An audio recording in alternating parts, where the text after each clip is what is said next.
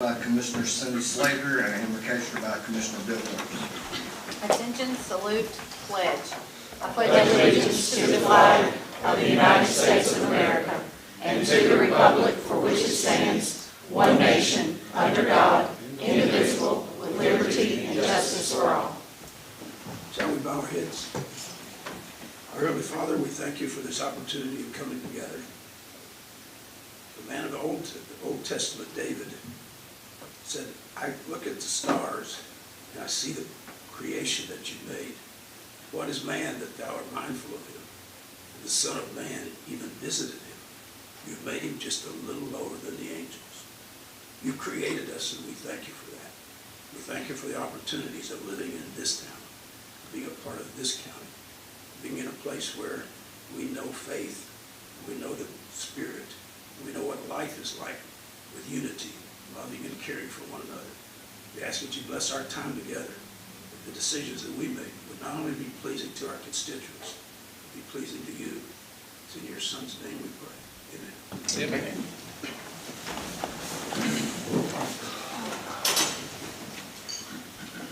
Thank you so much. Madam, would you call the roll? Alford. Fry. Yes. Blake. Here. Mull. Here. Peak. Thompson. Here. Goins. Slater. Here. Mason. Here. Davis. Here. Raper. Here. Winters. Here. Epperson. And Hughes. That's 10 present and 4 absent. Thank you, ma'am. Can I entertain a motion for approval of minutes? Motion by Commissioner Thompson, second by Commissioner Slater. Any discussion? Call the roll, please, ma'am. Alford. Yes. Fry. Yes. Blake. Yes. Mull. Yes. Thompson. Yes. Slater. Yes. Mason. Yes. Davis. Yes. Raper. Yes. Winters. Yes. 10 in favor, none opposed, and 4 absent. Thank you, ma'am. Now, report from our county mayor, Mayor Davis. Thank you, Mr. Chairman, and good evening, everyone.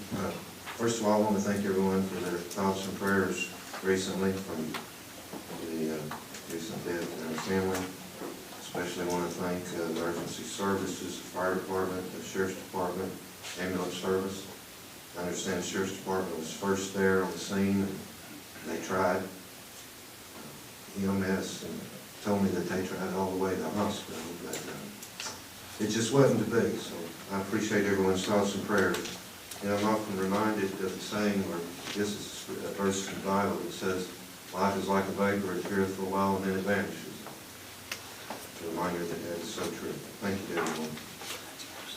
Tonight is budget proposal night. I'll go home and sleep much better than I have the last several weeks after the night, even though I'll probably be spoken highly of by some, but some you just can't please in this world. We all know that. What you all got several months ago looked like that, and what you have now that's being passed out is a 145-page condensed version.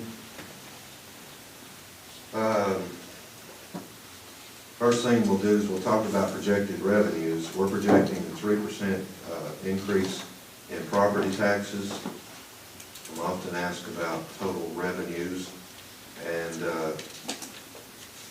what's on the screen there is $367,000 increase in property tax revenue for the general fund. And we're also projecting a 5% increase in sales tax in the general fund. When you go through pages 1 through 6 in the book that you have in front of you, all of those are revenue pages.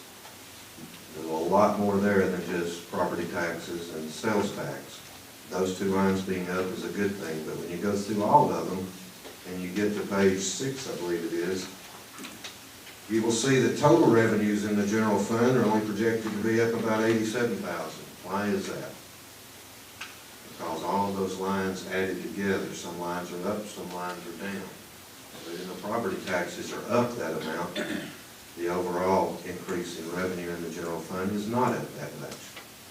Now, you had a finance committee meeting last week, and you heard probably Commissioner Blake and the assessor talk about $1.5 million in revenues. That's very misleading. It's true, but it's very misleading. Revenues show up in various places. I'll give you an example. The general fund, we're projecting the property taxes to be up $367,000. Debt service has got $275,000 of that property tax, and schools are projecting $700,000 in property tax increase. All total, that's over $1 million, but it's not all in one place. In a few minutes, we'll narrow it in on the general fund. So, yes, you hear numbers like $1.5 million, oh, that's great, but that is spread out over various places, and more property tax goes to schools, more sales tax goes to schools, and so forth. So it's kind of misleading when you hear that said, but it was a true statement, but it's not reflected in what we deal with in the general fund. Moving on to expenses, page 1 through 6 will explain. Most of those revenues, by the way, are projected by the individual elected officials or department heads.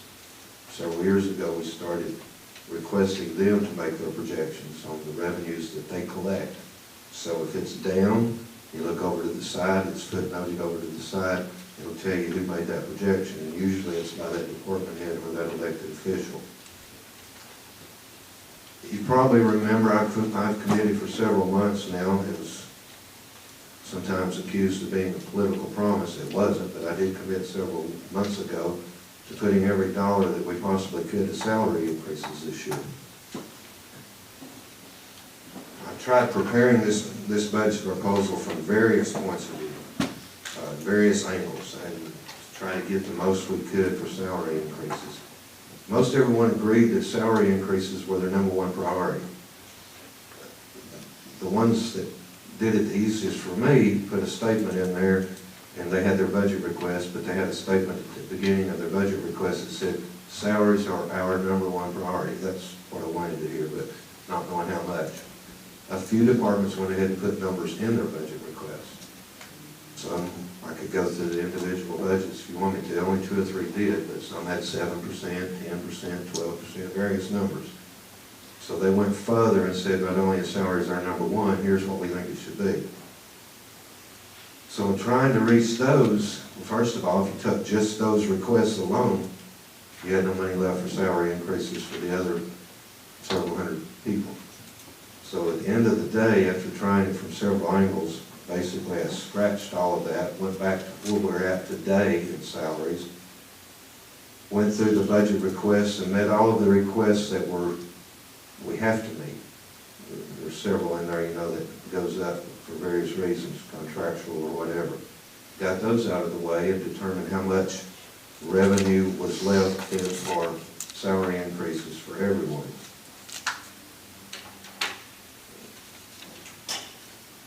I'll somewhat ramble, I know, but I'm going to try to do it in order of priority.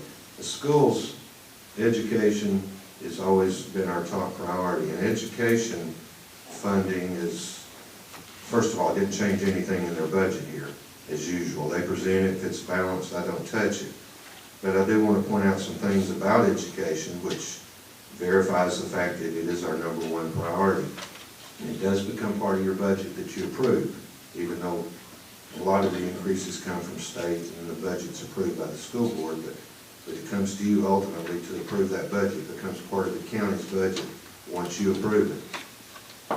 Going to the school budget, page 107, if you don't mind, the thumb through it right quick, and go to page 107.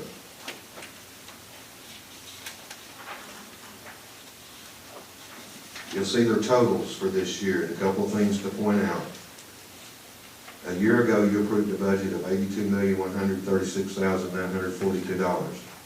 During the year, that budget has been amended to be $92,798,000. So that budget increased $10 million this year. Then you'll see the budget request for next year of $87,968,536. That's the budget that you will be approving for next year. And that is can't read the screen, but that's a $5 million budget increase roughly. States come a long way, and they fund education like they should more now. Education is its state's number one responsibility, in my opinion, and they've come a long way in that fact. If you look on page 109, not all state, page 109, and these are all their numbers, I didn't change anything. You can look at their column and my column. Total local taxes increased in this budget that you'll be approving by $3,287,000, $287,420. That's how much local revenue is in this new budget increase. It was $28 million this year, going to $31.5 next year. So local revenue has gone up in the school budget also, not all state.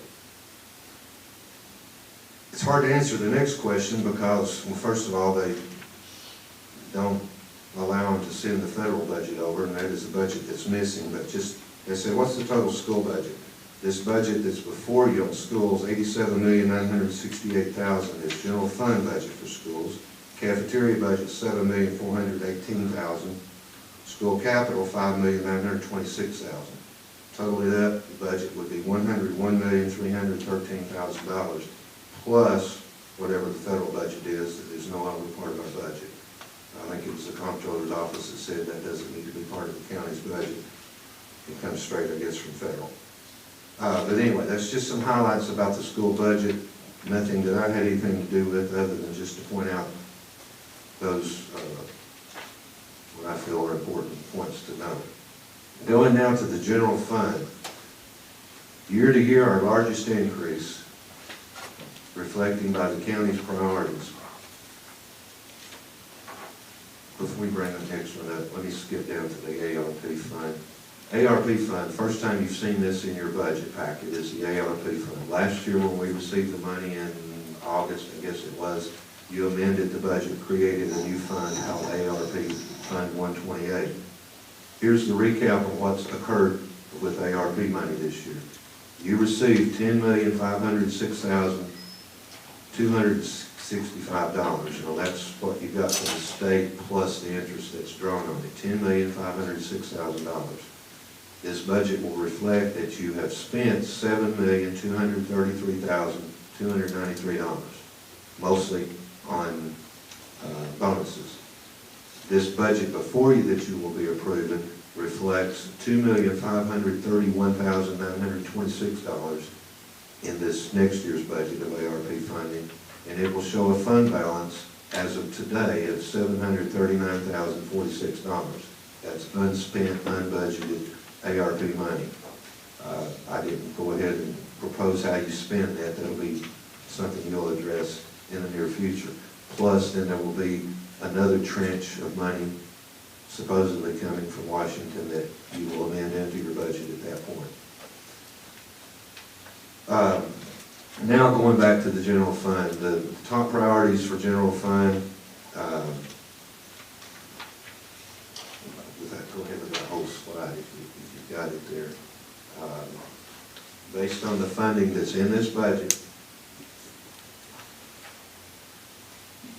the largest increase, of course, is schools. The next largest increase is the Justice Center. The next largest increase is the Sheriff's Department. The next largest increase is the ambulance service, and then the fire department. So I'm often asked, please remember the answer, what are your priorities? Education, first responders, Justice Center, Sheriff's Department, EMS, and fire department. That's the departments with the largest increases.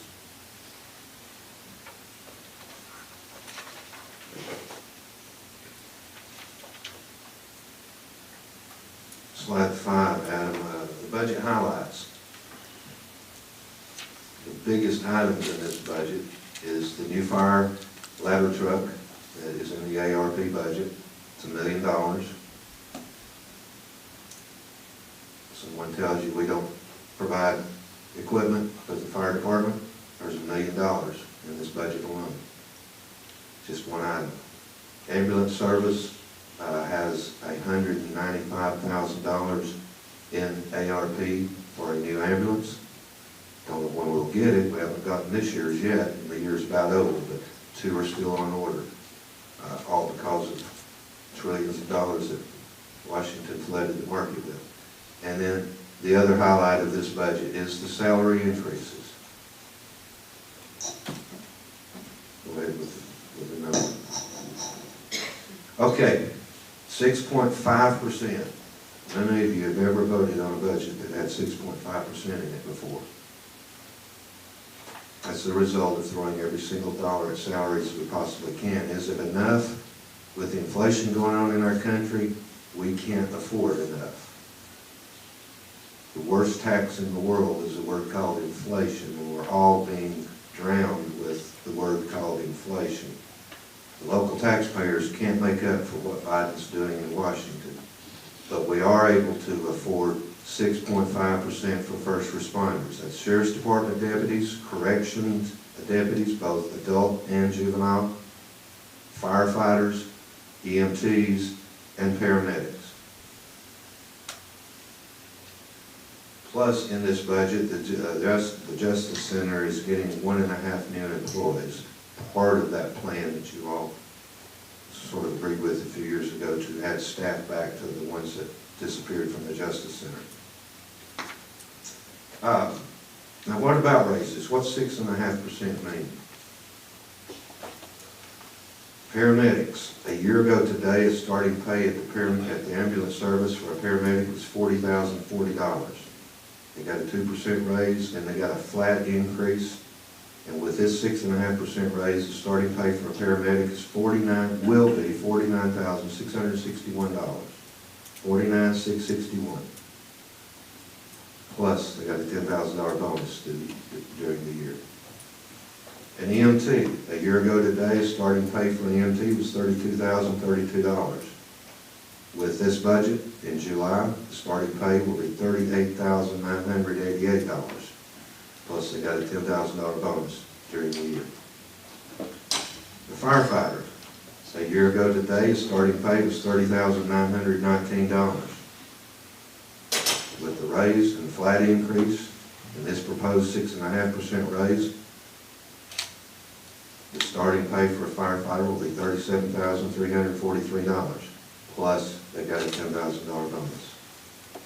The sheriff's deputy, a year ago, starting pay was $35,000. They got a % raise. They got a small increase from the sheriff's department. With this 6.5% raise, the starting pay will be $38,843. Plus, if they sign on this month, the sign-on bonus. Plus, they got a $10,000 bonus. The corrections officer, a year ago today, it was $32,000.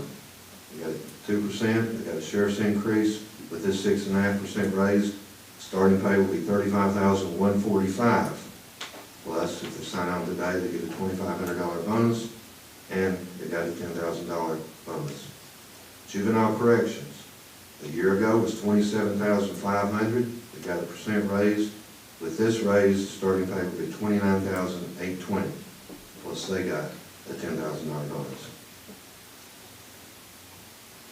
All the other employees, should show that up there, Adam.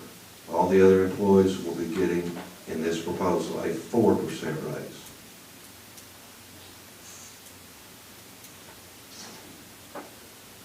If you look on page, lost the page number, but anyway, the fund balance page that's in front of you, probably page 6. After all of this is carried out, it projects a 17.4% fund balance. We always strive for 20.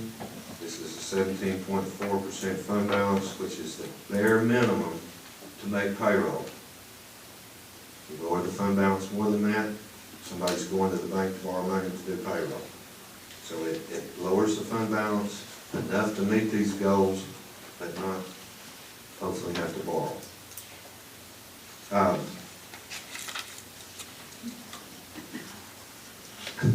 Especially in the last few months, it's been said a lot of times, I don't make enough, it's the mayor's fault. I do not set salaries. If an elected official starts you out at $20,000 a year, and there are some out there, by the way, the very department you raise taxes to up their salaries, they still pay $20,000. I do not set those salaries. I only propose raises. So if someone starts someone out at $20,000 and I propose a raise, I'm raising the salary that they set, not me. The only salaries I set are my department heads and my immediate employees. I do not set salaries. I only propose raises. I don't know what part of that people can't understand, but it's a fact. As I said before, I wish we could, but what's going on in our country, I'll sound like I'm venting, but when the federal government's put trillions of dollars into our economy, we knew inflation was coming. We all know that inflation is the worst tax in the world. We all are being affected by the word called inflation. The local Bradley County taxpayers can't keep up with Biden's inflation. I'm sorry. They're stuck with inflation just like we are. But in taking every single dollar that's not committed somewhere else and putting it toward raises, 4%, 6.5% for those 4 categories, and 4% for everyone else, is all we can afford to do and have a balanced budget. Of course, you have the prerogative on top of the nasty word called inflation of raising taxes. I don't propose doing that. You have a balanced budget without it. But that is your option. Within the money that we have, every single dollar that we can is being put toward raises, 6.5%. Now you go back to that chart. In 1 year, paramedics' pay has gone up 24%. In 1 year, an EMT's pay has gone up 22%. In 1 year, a firefighter's pay has gone up 21%. And you had a picture on Facebook showing crawdads or something on the grill instead of steaks and said it's the mayor's fault. That very employee has had 21% increase in pay, or will have effective July the 1st. The taxpayers expect us to live within our means. 21%. Go talk to your constituents and see how many of them has gotten more than 21% this last year. Are they overpaid? I'm not saying that. I'm saying we're working on it, we're getting there, and at this time, this is what we can afford. A sheriff's deputy in the last year has gotten 10.9%. A corrections officer, 9.8%. And all of those percentages plus $10,000 bonuses. Juvenile corrections, 8.5% plus $10,000 bonus. I'm not bragging and saying this is enough. I'm telling you this is what we can afford in a balanced budget.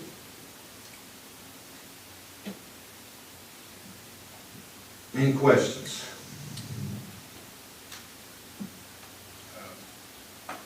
Mr. Blake? Thank you, Mayor. Got a few. And, excuse me, Fund 180 is in the back. Fund 189.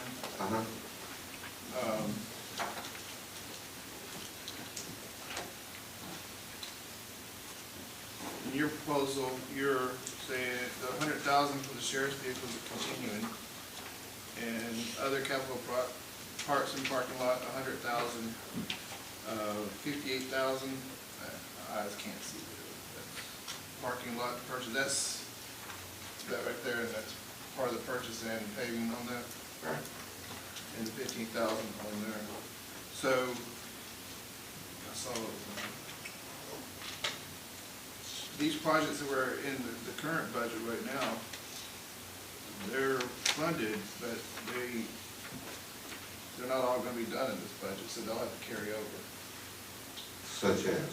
I'm assuming that the annex roof is going to not be done by the They've been PO'd. So all this has been PO'd in the current budget, and it's not going to carry. There could be some minor changes in that until you get your final, but most everything has either been PO'd or spent. That's what it's referred to. Yeah. The other thing you didn't mention is the lighting, and I followed your guidance on all those items. Yeah. You wanted the lighting, the sheriff's vehicles, that increase, by the way, is plus $100,000 for vehicles. You made sure that I had the parking lot paving money in there. That's a guess, because we haven't had time to actually get estimates, but that's a guess. Parking lot purchase you've already approved, so that's budget. The agreement is we'll pay that as soon as the budget's approved. The only thing in that 189 that was not suggested by this commission was the very first $25,000.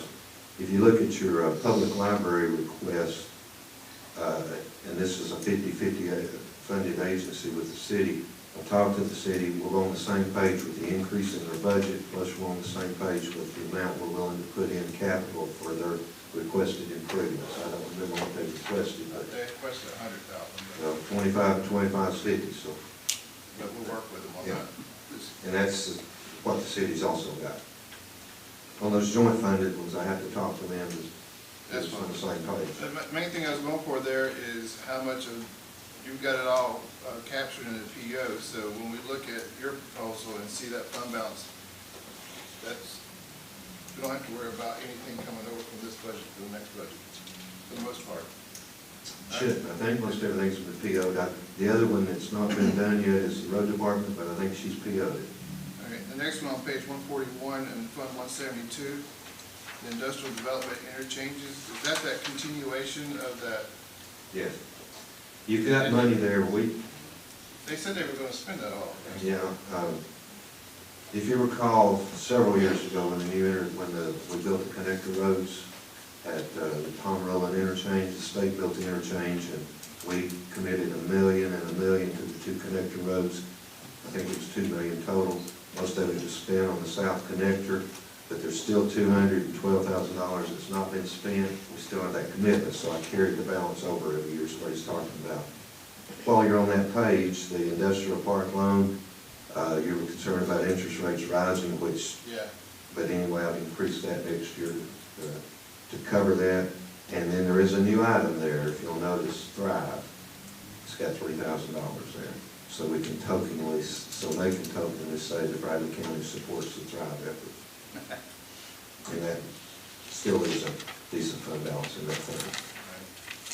And I guess in debt services, Debt service didn't change much at all. so the variable debt, we don't have to take into consideration the increase. They're still fairly confident that we budget more than enough, even with the rates rising.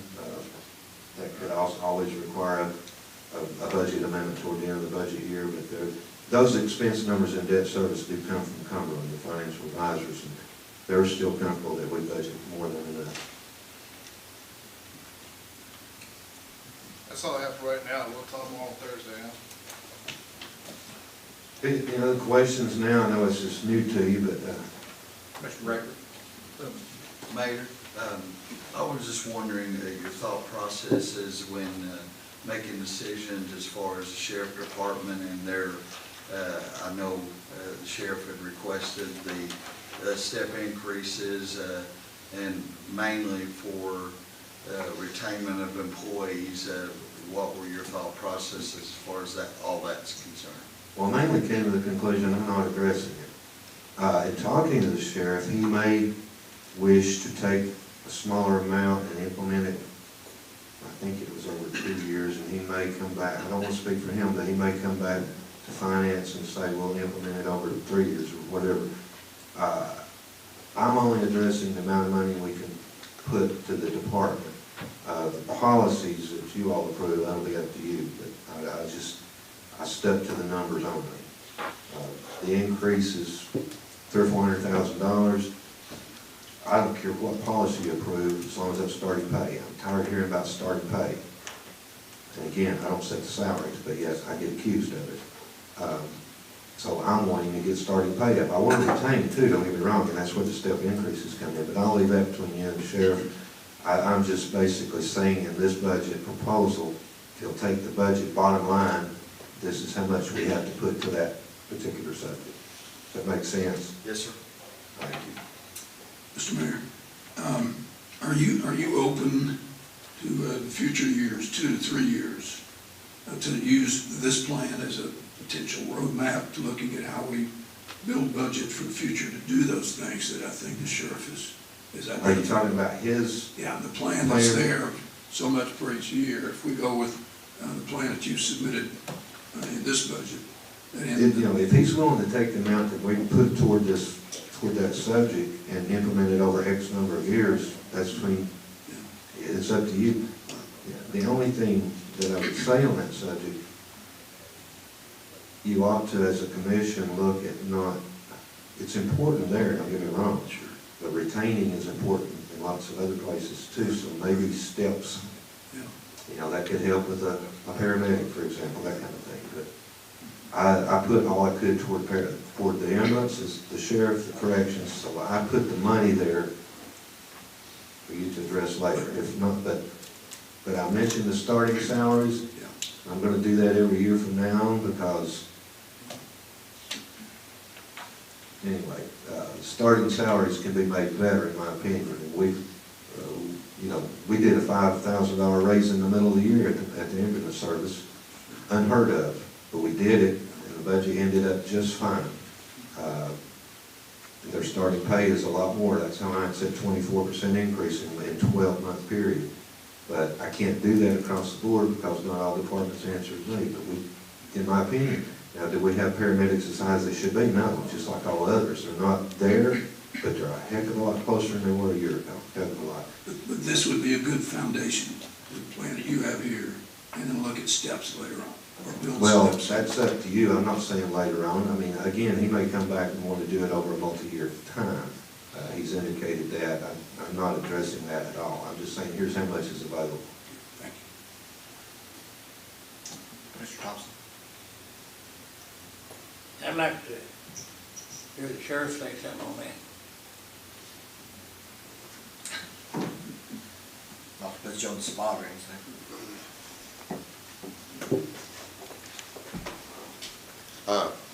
What did we say, Howard?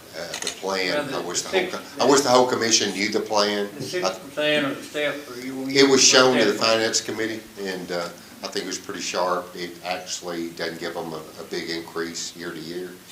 My idea is try to split it up and have some retention. I think it's astronomical what we have spent since I've been sheriff on training and loss.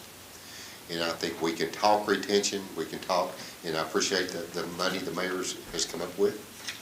But I think we need to sit down at the table and come up with a plan to make it good, the best we can make it, as far as retaining employees and keeping those people.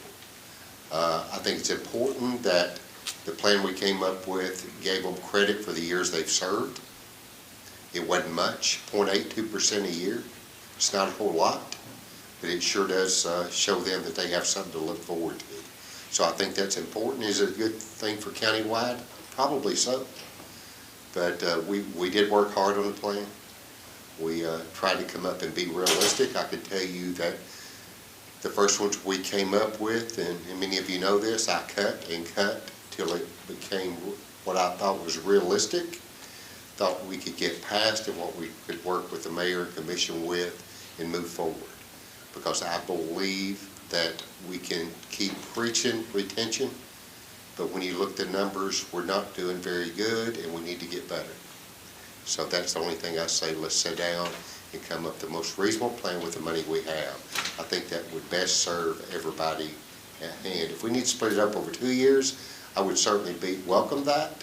But if I don't get something started for the employees now, my fear is we'll never get anything started for them. And in 6 years down the road, I'm fearful as far as for the sheriff's office, it'll really be hard for us to compete with other agencies. Mr. Slater? Is that all, Mr. Thompson? Yeah, that's it. Mr. Slater? Sheriff Lawson, how many open positions do you currently have? You know, and I'm going to go off the cuff here, but I think probably from 12 to 15 in corrections, and maybe one on the patrol side now.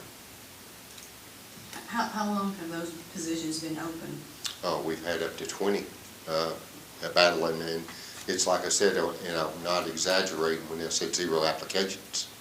So I think we have to have something, and we did with the money we had left over. Some of the money's in the salary line, offering incentives to come to work, trying to get people interested in coming to work. But I think once we get them there, we need to come up with a retention plan to keep those people, and will make us more successful as we go down the road. What do you mean when you say with monies we had left over and The monies for the vacancies, the vacant positions that we've had, in corrections generally. It's hard. I can tell you we're not the only county across this state that's suffering with corrections officers. It's a tough job. People don't realize how tough it is. I've even heard it termed as babysitting. Go do that job and see how tough it is in dealing with the clientele we have to deal with. Those are the true heroes at the sheriff's office. They're kind of hidden behind the scenes, but they have to go day after day after day, and it's a very tough job. Mr. Cry? Sheriff, how many personnel are you authorized in the corrections division? You know, that's a long story. I think the mayor even go along with this. When that jail was built, I think they come up with 92 direct supervision. Over the years, those numbers kind of got dwindled away.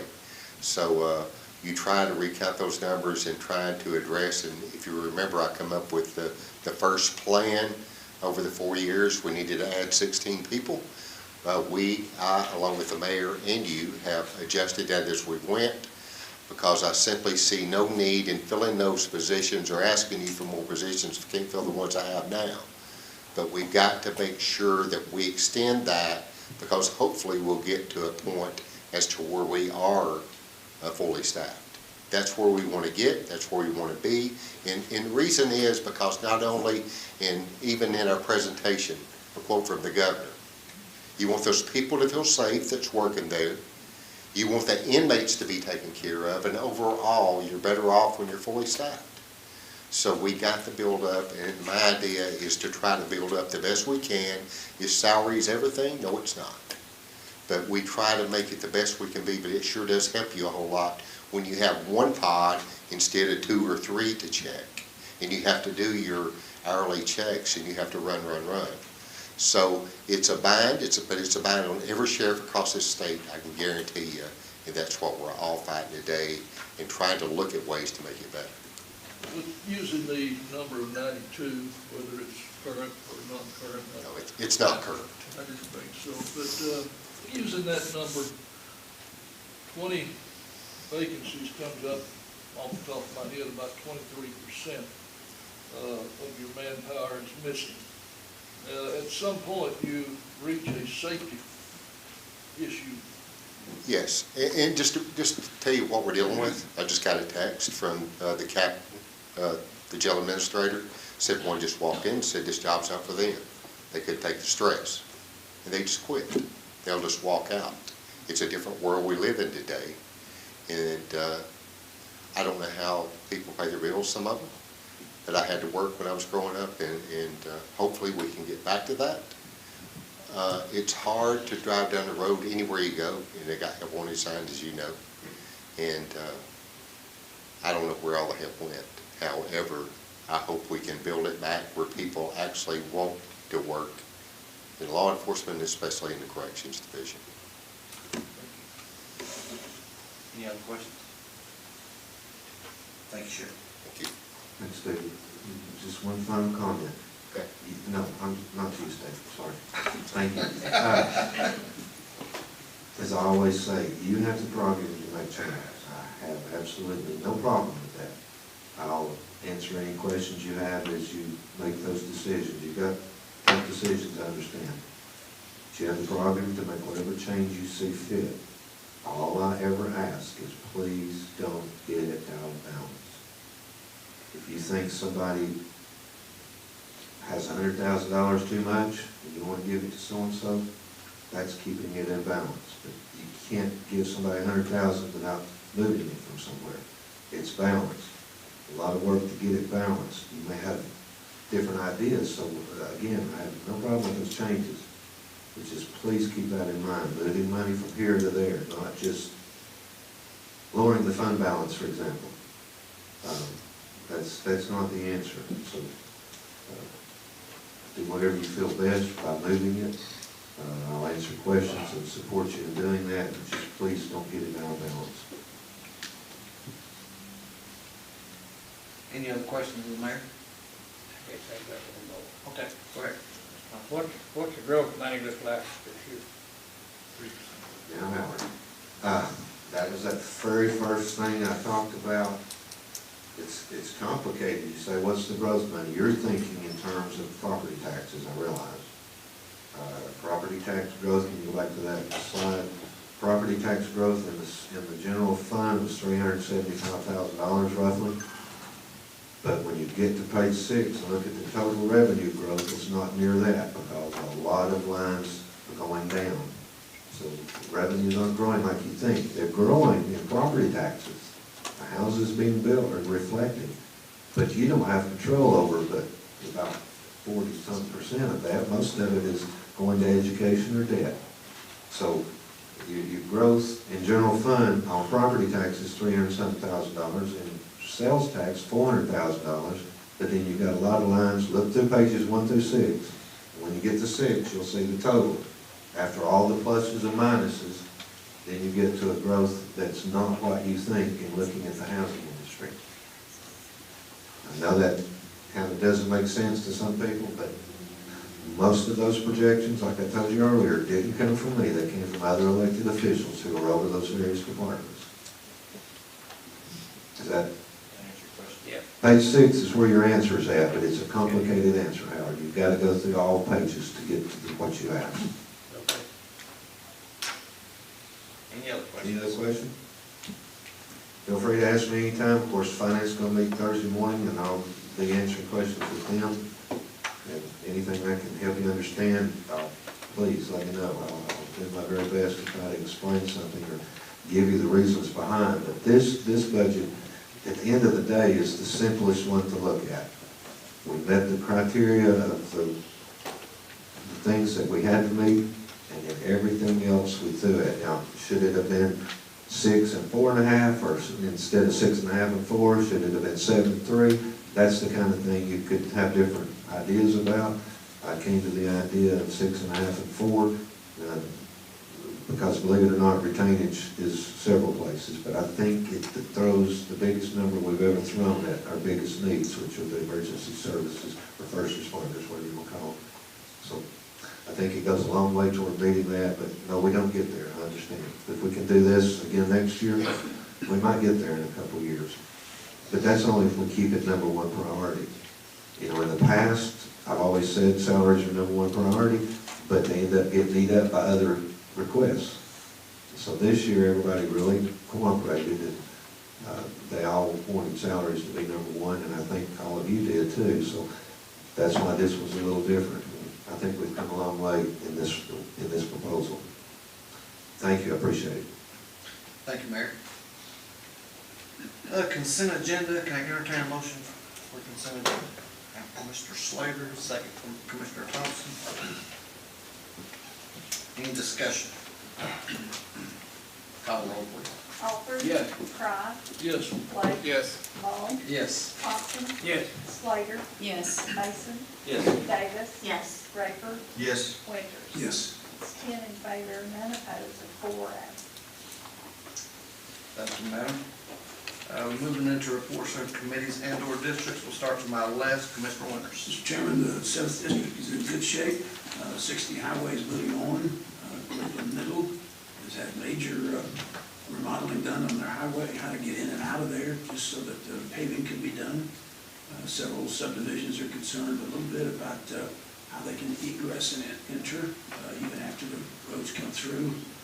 We've had some good dialogue on how that's going to be working, so PDOT, as well as the local representatives and the contractors, have been helping us a lot to see where the entrances for, particularly where Cleveland Middle is going to be, whether they keep the same light as they have now, or how the buses will be coming in. So I've been told today that they're going to have the same entrance and exits that they've had before, but they're having to do temporary lines to get people in and out so they can pave the highway and build the highway.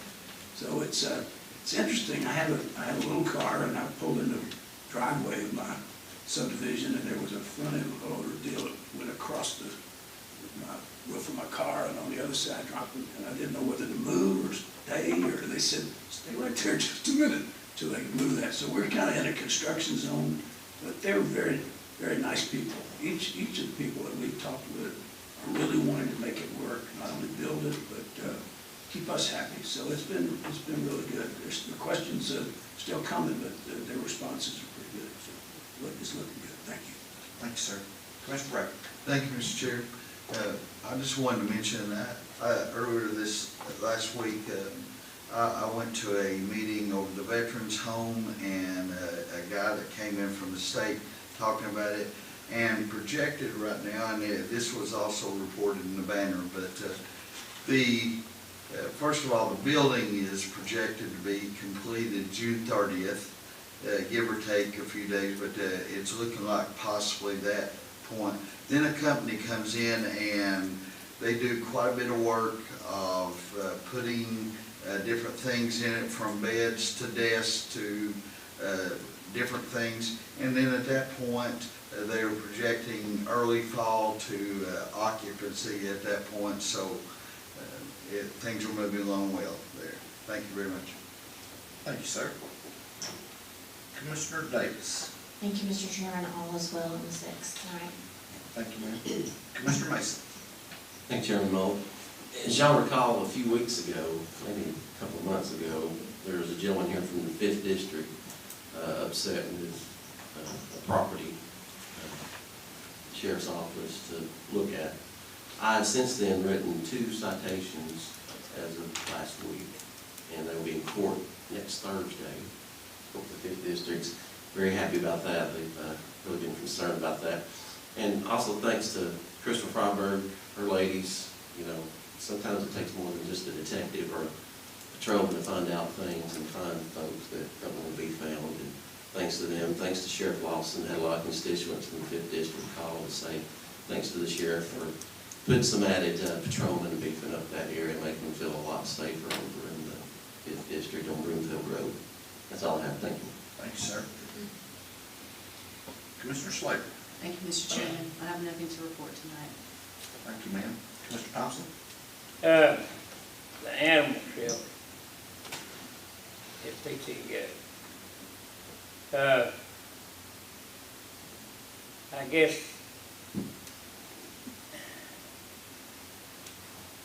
guess I'd like to know how they handle things. First of all, I had a constituent that called in and had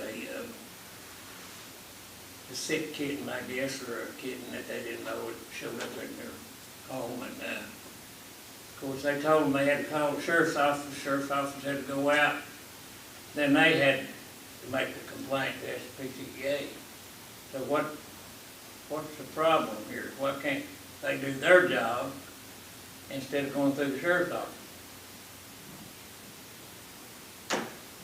So I know that puts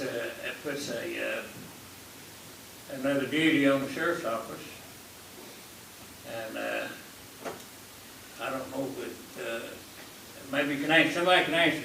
I'd just like to know. Commissioner Davis, Commissioner, would you like to address that? Sure, Mr. Chairman, I would love to.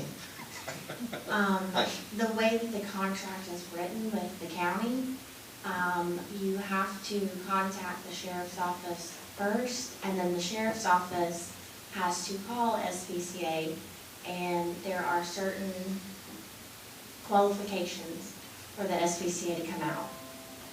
So you're more than welcome to recommend a change to the contract. It's coming up for renewal next year. Sounds like we need a change, doesn't it? That's what I'm talking about. Why should you have to go through 2 organizations to get to one, you know? It's, how much do we pay them a year? What's their budget this year, Mayor? $206,000. Well, it's too much. But, anyway, we need to find out why they can't do the job without calling the sheriff's office. They're only following the contract. Well, the heck with the contract. I said, just let them do the job, we'll pay them to do it. Mr. Thompson, Mayor would like to respond. A suggestion, Commissioner Thompson, we need a board member on that board. You want Raise your right hand. to volunteer? No thanks. Thank And I appreciate Commissioner Davis answering your question, that the reason there's supposed to be two commissioners on that board is to be your conduit so they can answer your questions, and we don't have a commissioner on that board now, and we need to, so, hopefully someone will step up. If not, they'll just have to get appointed, because it does require two commissioners to be on that board. I'll say this about the contract, that we don't pay them for pickup service. We only pay them for pickup service if there's a problem animal. If the sheriff's department has to deem it to be a problem animal, then they go get it. As far as just going to pick up a cat or dog that shows up at your house, we do not provide pickup service. It's only a shelter. So just keep that in mind. I'm not defending the contract, I'm just explaining it. It's a shelter unless it's a problem animal, and we depend on the sheriff's department to deem it a problem animal. Well, you go to the sheriff's department, and they say, yeah, we pick it up, they say no, so, If the sheriff's department says that it's a problem animal needs to be picked up, they're contractually liable to go pick it up. But that has to occur because they're not just patrolling the county like the city does the city. I just explained it to you, that's how it works. maybe that's the reason no commissioner wants to be on there, it's a messed up deal. Maybe you could reconsider, If you reconsider, I think from memory, it's my appointment. I'll be happy to appoint you if you want to do it. It is your appointment. Hey, it only takes 8 votes to move the courthouse, remember? And it only takes 8 votes to put you on the board. It don't take one to get me off. Commissioner Thompson, I'm getting bribes already. to put you on the board. Thank you, Commissioner Thompson. I believe you probably want to stop that, right? Well, yeah, I just, we hadn't heard anything about the animals in a long time. Commissioner Crine. Thank you. Everything's fine in the second district. Thank you, sir. Mr. Alford, or excuse me, Blake. Thank you, Mr. Chairman. Got a couple of things. One, just an FYI, the Finance Committee will meet this Thursday to review the mayor's proposal and make recommendations to the full commission. They'll be this Thursday at 9 o'clock here. Everybody is welcome to be here on that. Next, a couple months ago, we asked the General Assembly up in Nashville to increase our bid amount from $10,000 to $25,000. They've gone through their process in the House and the Senate, and the governor signed it, so it's now on our hands. You have a resolution before you, resolution approving private chapter number 60, House Bill number 2909, Senate Bill 2926, amending chapter 313 of the Private Act of 1951 as amended by chapter 38 of the Private Act of 1987, and chapter 28 of the Private Act of 2007 relative to purchasing in Bradley County. I won't read all of it, but basically from here on out, and this includes the schools, pretty much everybody under this budget.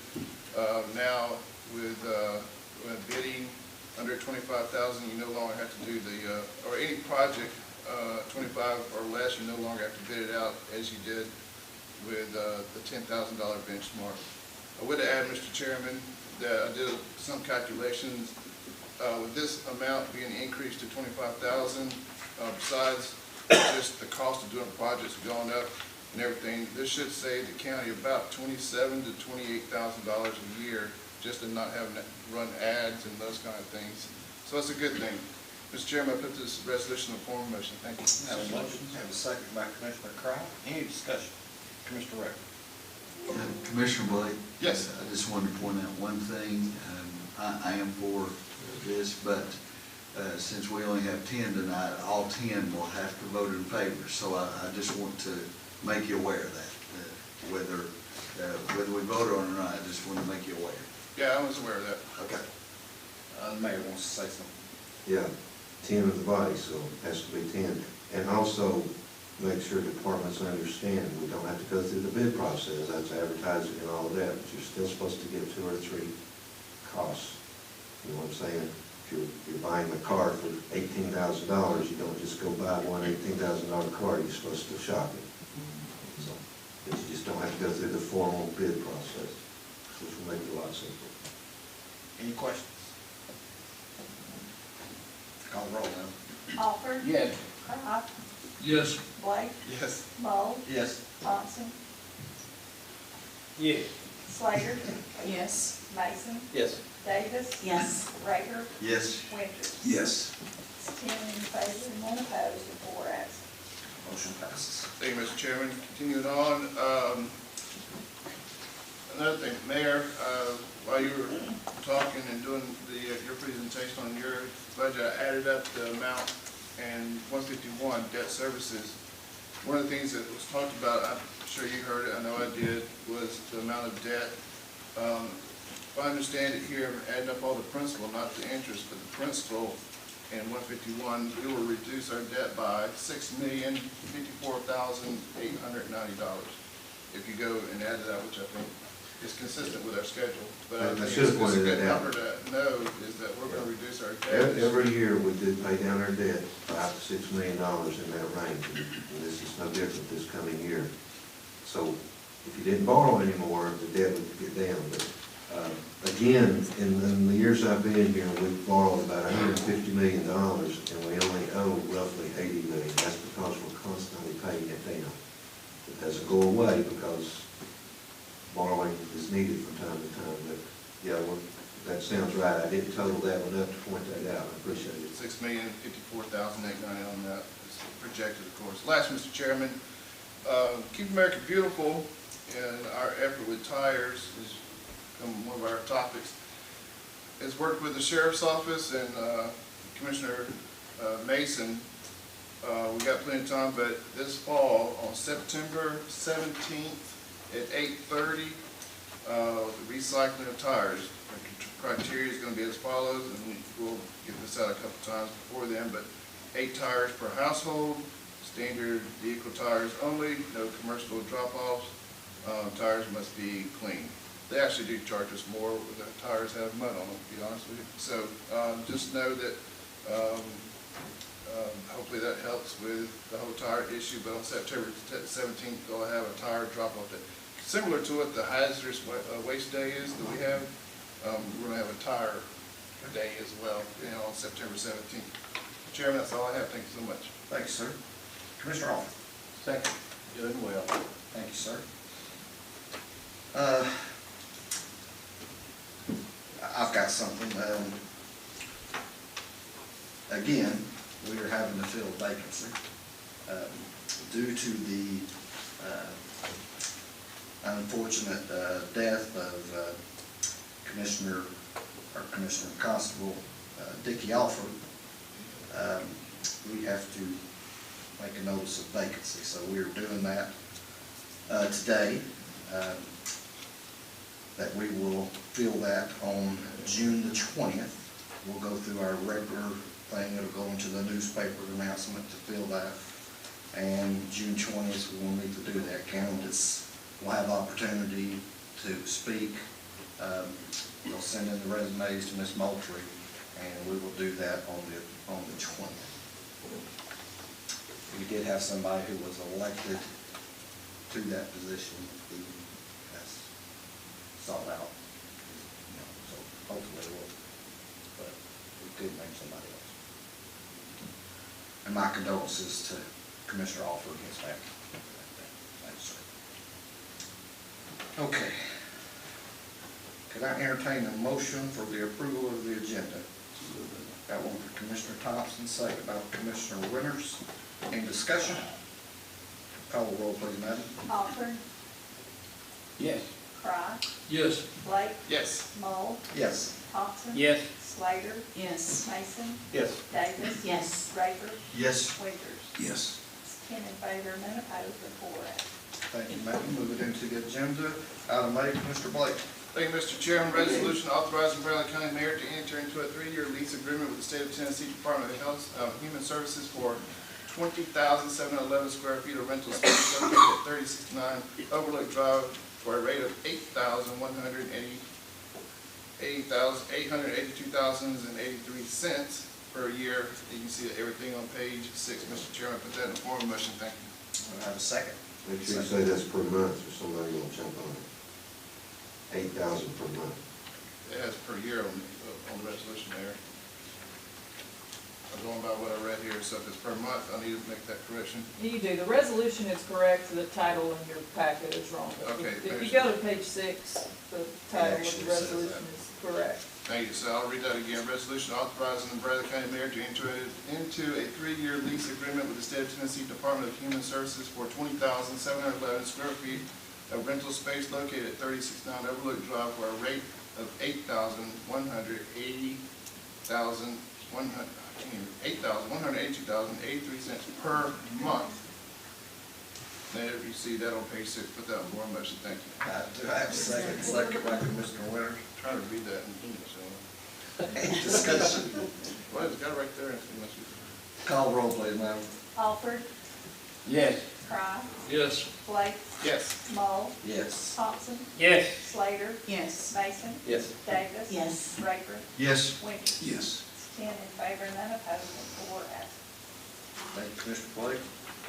Item B, Commissioner Cry. Resolution authorizing the Brazos County Mayor to enter into an agreement with the Southeast Tennessee Development District to prepare, submit, and administrate the Tennessee Department of Environment and Conservation non-competitive grant. See page 7. I'd like to place this in the form of a motion. I have a motion, do I have a second? Second by Commissioner Alford. Any discussion? Yes, ma'am. Well, just make sure you look at the resolution title on page 7, because that's the correct one. Authorizing the mayor to solicit the services, Southeast Tennessee Development District. We're not at the point of entering into an agreement with them yet. It's authorizing the mayor to solicit the bid, which is the title of the resolution. At some point, we'll come back to you for the mayor to enter into the agreement. So look at the title on page 7 of the resolution.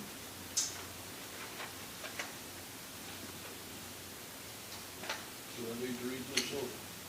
Probably so. Let me read this over. Please, getting practice here tonight. I'd like to submit a resolution authorizing the Brazos County Mayor to solicit professional services for project development, project planning, grant writing, and grant administrative services for the Tennessee Department of Environment and Conservation Division of the Water Resources American Rescue Plan Collaborative Grants State Water Infrastructure Grants Program. I'd like to place this in the form of a motion. Still a second, Commissioner. Got a second. Any discussion? Call the roll, please. Alford, Yes.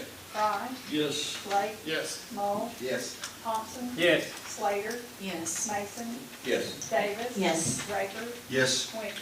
Yes. 10 in favor, none opposed, and 4 absent. Motion passes. Item C, Commissioner Cry.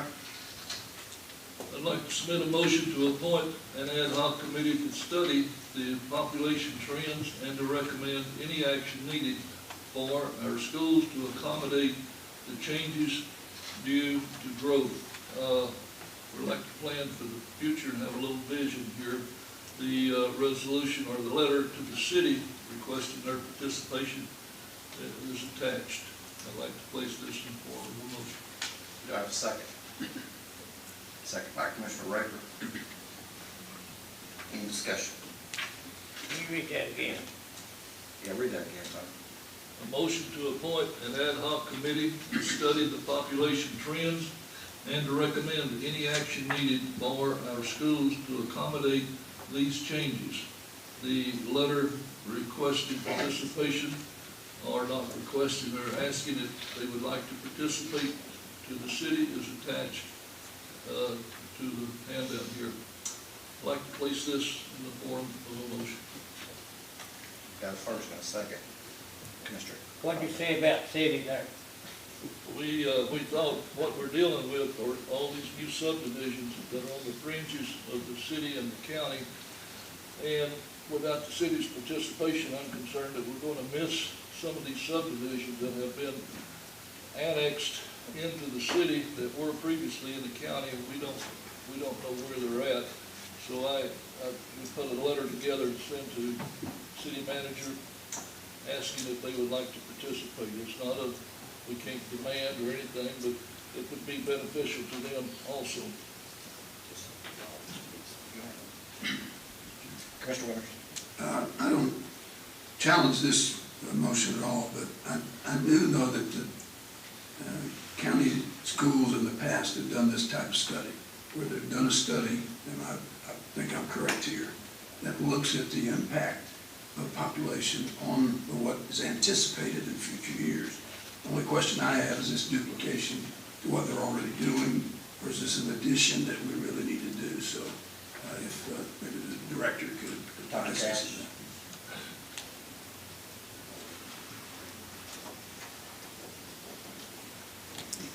So thank you. This would actually be a collaboration with the school board, and if this commission chooses to do this, it would be in collaboration with our school board, appointing members of the ad hoc committee as well. So it's a joint venture.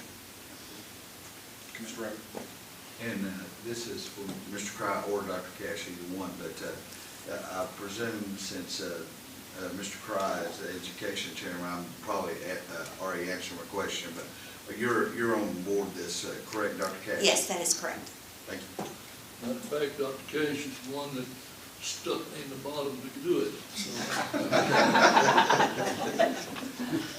Just tell everything. Tell everything. Commissioner Ray. I don't know about that. So just to be super clear on this, this ad hoc committee, its scope of work, at some point in time, they're gonna come back with a recommendation on what the school needs to do with respects to the growth.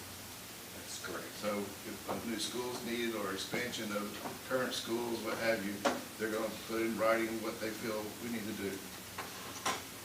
Yes, and that would be a joint venture between the ad hoc committees. Okay. Any other questions? We have a motion and a second. Call roll, please, Madam. Alford, Yes. Fry, Yes. Blake. Yes. Moll, Yes. Thompson. Yes. Slater, Yes. Mason, Yes. Davis. Yes. Raper, Yes. Winters. Yes. 10 in favor, none opposed, and 4 absent. Motion passes.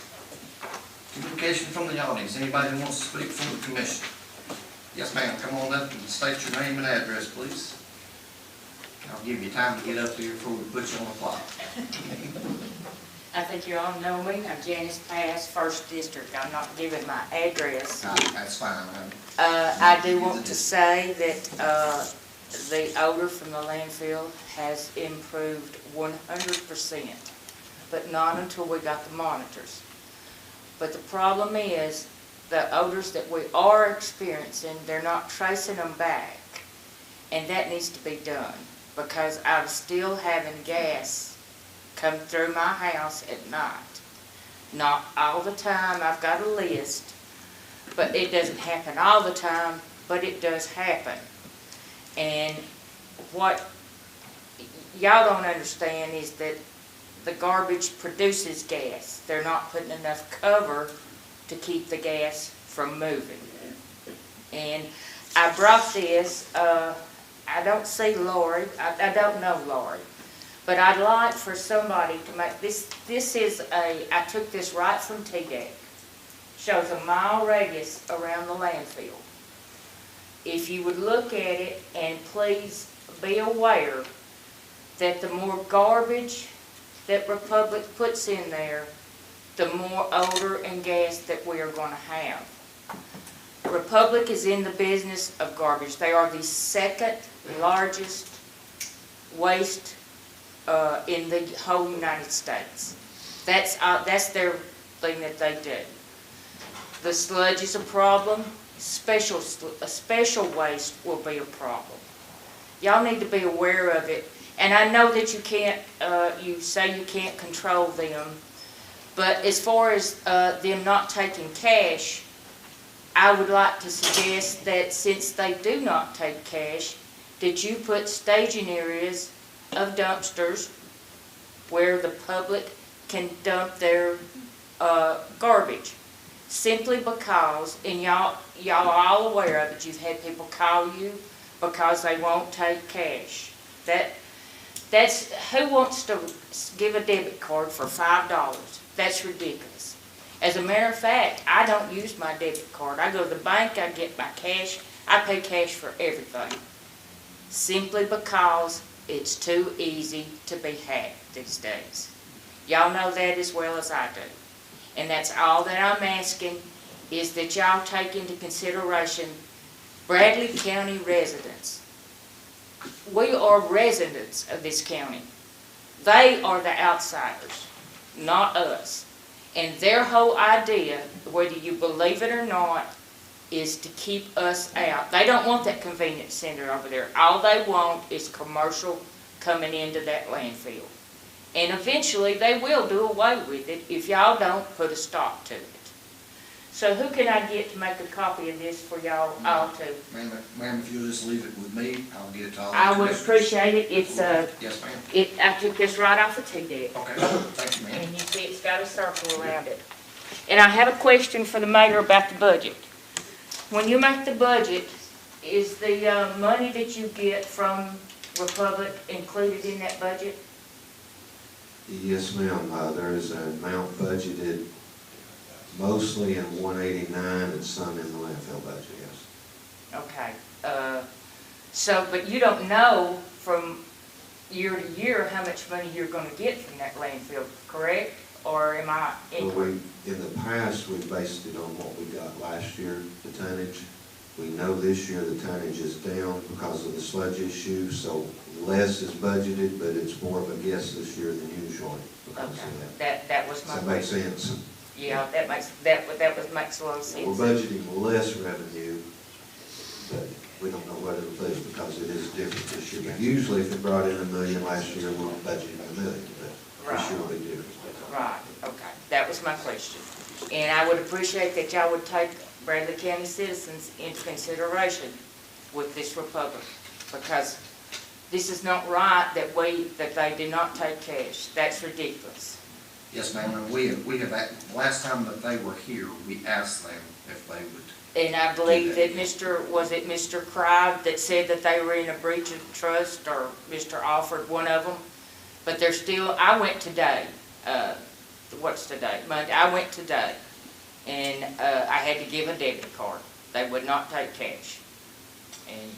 And I even said, I'm a Bradley County resident, and the Republic told the commission that y'all would take cash, but she wasn't having none of it. So I still had to give my debit card. Okay, Commissioner Thompson. I know Mike's not here and Charlie's not here, and there's three of us on that landfill committee.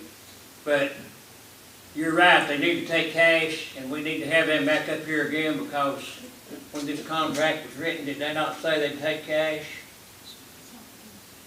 I don't think that part is spelled out in the contract. That wasn't never an issue. But I think they mentioned it, that was mentioned to them, and they did say they would take cash. Yeah, we've asked them to, and we're still trying to have those negotiations, but so far we've not gotten to where we need to be. Well, I think y'all need to really enforce that. I mean, as much as you can, because that's not treating the citizens of Bradley County right. Y'all, this is a Bradley County landfill, they just manage it, well, y'all understand. Mr. Chairman, I'd like for you to request that they be in here at the next work session, and with an answer to that, and let's just we'll ask them directly why not, and find out why they can't take cash. I mean, it says on cash, that's good money, isn't it? Right, you're right. It says, "In God we trust." It's good for all debts. That's right. You're right. And Mr. Mull, on that paper that I gave you, it shows a circle around a mile circle. Well, I want you to know that that includes your new industrial park over there. And what I'm getting at is the odor will travel at least a mile. The more garbage they put in there, it goes out further. If you do any kind of research on landfills, you'll see that the more they take in, goes from 1 mile, 2 miles, it can go up to 3 miles, depending on what they're putting in there. Well, it doesn't even have to be the wind, it just has to be what they're putting in there. And it goes north, south, east, and west, you know. But I just wanted y'all to know that, and I appreciate your time, and please tell Lori Moultrie I thank her for all that she does. Thank you. Thank you. Anyone else want to speak for the commission? Yes, ma'am. Yeah. Can I ask a question about the topic we were just on? Sure. This may be for Ms. Freiberg, but if it's not in the contract, What government agency controls two things? Number one, the taking of cash, credit card, so on. And the next thing would be the amount of tipping fees. What government agency would be in control of that if it's not in the contract? Are you asking Ms. Freiberg, Mary? The concept of tipping fees is addressed in the contract. But a contract can address certain things, but certainly in most contractual relationships, you don't address every single issue. And as the mayor pointed out, this has never been an issue before, so it certainly wasn't something that when we signed this contract, I think in 1998, we would have thought about. So it's something that we need to discuss with them. I'm not aware of any government agency that forces a business to take cash. Certainly businesses, we go to them when, at this point in time, I've recently on vacation went somewhere and they didn't take cash. So it's something that we would probably just need to discuss with Republic. But as far as I know, it's not something that the contract addresses. Thank you. And one comment is this: it seems to me like that if you did take cash, it would be more of a money savings. You didn't have to pay the credit card company an amount of fee that would go toward that. So it looks like the cost savings even on their part. So. One was that. Thank you. Yes, sir. Yeah, my name is Rodney West, 582 South McDonald Road, McDonald, Tennessee. I'd like to share what I have. Come up with, if you don't mind, the commission. Sure. Go ahead.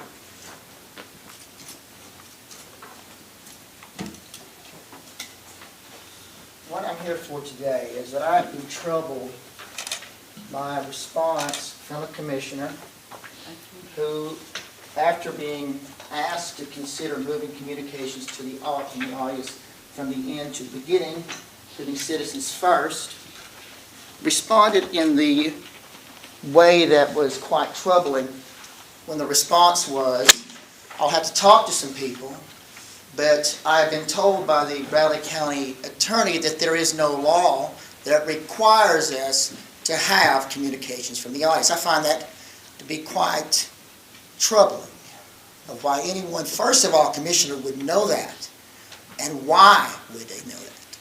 So being that the county attorney is the one that said it, so I immediately went out and asked for open records request. And as you can see on page 2 at the bottom, Lloyd Moultrie, who is I think your assistant, sends the communications to the email to Crystal Freiberg, communications from the audience. At the bottom it says, hey there, is the commission statutorily required to allow communications from the audience?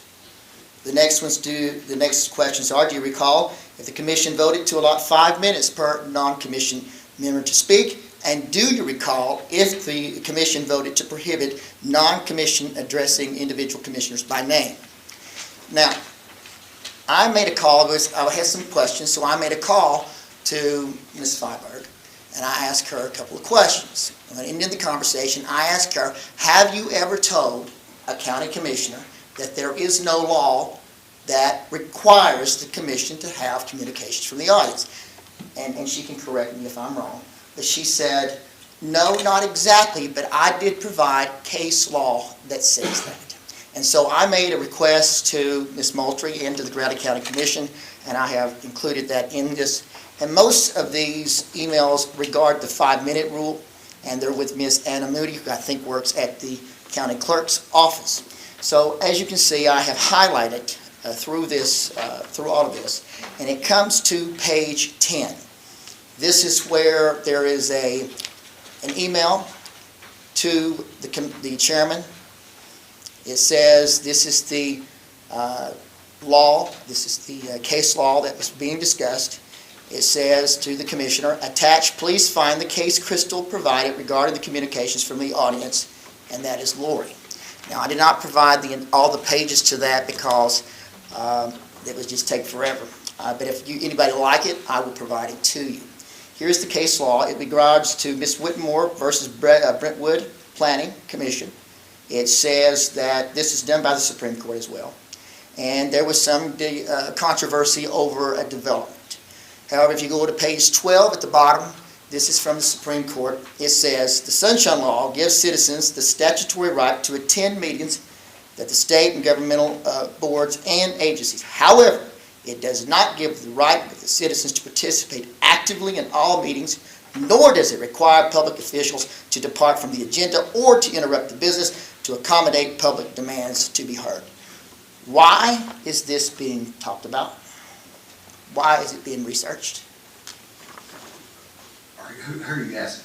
Your name is on here, sir. Yeah, because I was asked. By who? I was asked by a member if we could move it. An audience member asked me if we could move it to the 1st. And I wanted to know all the legal ramifications about what we can do and what we can't do. So we would make a correct decision if we ever did that. On these emails were done June the 21st of last year. Yes. This was done, the person that you're talking about did it just this past March. That's not the only one. There's been other people ask about that. So what is it statutory required? That is the concern to me. Why was it statutory required to have audience? Why would I not seek out what the law is before we made a decision to do anything? Well, why would you, it sounds to me like in this that you're trying to restrict it, not to increase it. I don't, you're adding things in there. That is absolutely not the case. I would never. Well, why was the response to the person that asked you before? Point of order, we don't need to dig and argue over this. The time's up. Okay, very well. All right, thank you very much. Anyone else want to speak for the commission? Yes, ma'am. My name is Tracy Dickerson. I live in the 6th District, and I just want to make a comment on the budget. First, thank you that it is balanced, and thank you for recommending that we remain within that balance. And I just want to point out to you that every time increases come to our budgets as family members, the things that we have to pay for our have-tos have to come out first. And then whatever's left over, we can spend on our want-tos if we're financially responsible. My request to you is that when you go forward and you start thinking about these budget items and where you need to get more money, I'm going to tell you from personal experience that the tax increase has impacted our family.